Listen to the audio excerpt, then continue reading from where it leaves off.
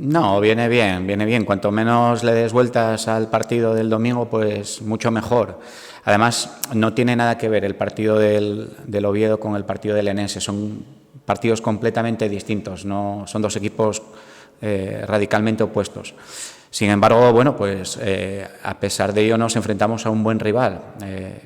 Ya vi en 2 ocasiones al Enense, es un equipo que gusta, muy organizado, disputa todos los balones, pelea todos los balones, es bastante intenso, bastante directo y no va a ser fácil, pero no tiene nada que ver, es un partido completamente, diametralmente opuesto al del domingo. Bueno, me espero un equipo, como te dije, bastante contundente, bastante agresivo en las disputas, bastante corto y bastante estrecho, quiero decir, van a estar muy juntos, muy directo, espero que, bueno, que jueguen bastante profundo, juego directo.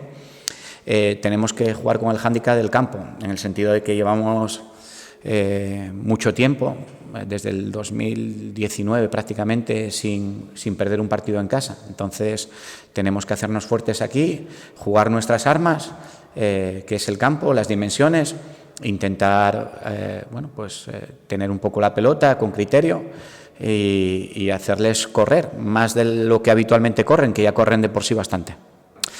Nosotros, como te dije anteriormente en otras entrevistas, vamos partido a partido. O sea, para mí el partido del miércoles es una final, no por haber perdido este domingo, sino porque necesitamos sumar y este partido no se va a volver a repetir. O sea, los puntos que dejemos aquí no los vamos a poder recuperar.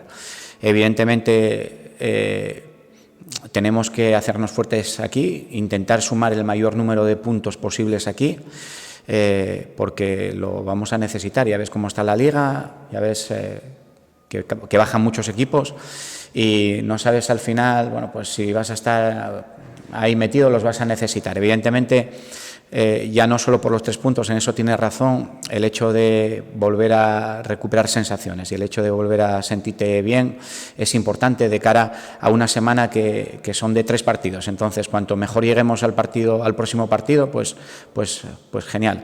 Pero bueno, necesitamos intentar dejar el menor número de puntos posibles en el Ganzábal y hacernos fuertes aquí, porque fuera de casa está muy complicado de puntuar. Entonces, tenemos que sumar el mayor número de puntos.